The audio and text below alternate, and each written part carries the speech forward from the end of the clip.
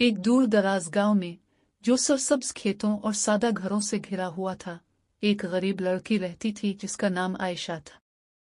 वो एक मजदूर की बेटी थी और उसका खानदान रोजमर्रा की जरूरियात पूरी करने के लिए जिदोजहद करता था। इन सब मुश्किलात के बावजूद आयशा के दिल में अपनी तकदीर बदलने की शदीद ख्वाहिश थी। इसका ख्वाब था कि वो एक उस्ताद बने और अपने गांव में तालीम लेकर आए, जहां ज्यादातर बच्चे स्कूल जाने के बजाय खेतों में काम करते थे। हर शाम जब इसके सारे काम मुकम्मल हो जाते, आयशा अपने छोटे से कच्चे घर के बाहर बैठकर सितारों को देखती। वो खुद से सरगोशी में कहती, एक दिन मैं किताबों से भरी छत के नीचे पढ़ूंगी, न कि सिर्फ सितारों के नीचे। इसकी माँ मुस्कुराते हुए इसके सर पर हाथ फेरती और कहती, ख्वाब खूबसूरत होते हैं, लेकिन उन्हें सच करने के लिए हिम्मत और मेहनत की जरूरत होती है।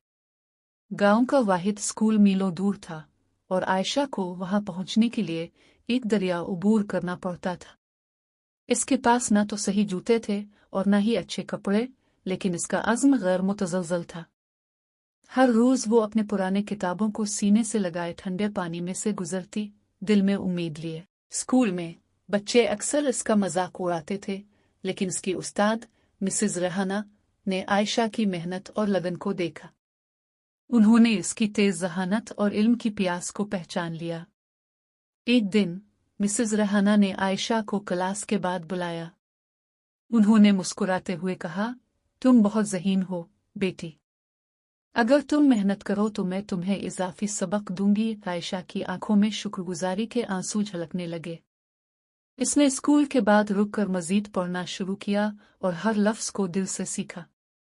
माओ साल गुजर गए और आयशा की मेहनत रंग लाई।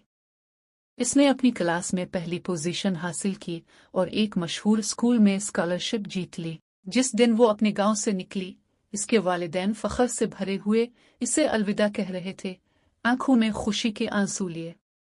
शहर आयशा के लिए एक नया जहान था, चमकती रोशनियां, ऊंची इमारतें और बेइंतहा शोर। वो खुद को बेयारो मददगार महसूस करती, लेकिन अपने ख्वाब को याद करके हौसला पाती। उसने दिन रात मेहनत की, कभी कभार खाने भी छोड़ दिए ताकि पैसे बचा सके, लेकिन इसका अज़्म कभी कमजोर ना हुआ। इसके असातिज़ा उसकी कारकर्दगी से मुतासिर थे और जल्द ही आयशा ने अपनी ज़हानत से कई अवार्ड्स जीत लिए। वो अपने हम जमातों के लिए एक मिसाल बन गई और अपने गांव के लिए उम्मीद का चराग। कई साल बाद आयशा अपने गांव लौटी, लेकिन अब वो वही गरीब लड़की नहीं थी जो दरिया के पार नंगे पांव चलती थी। अब वो एक पर एतमाद और तालीम याफ्ता उस्ताद बन चुकी थी।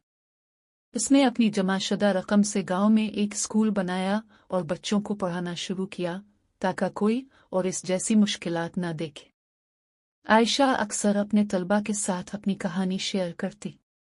वो कहती, ख्वाब गुर्बत हालात के कैदी नहीं होते, वो सिर्फ तब कैद होते हैं जब आप खुद उन पर यकीन करना छोड़ दें।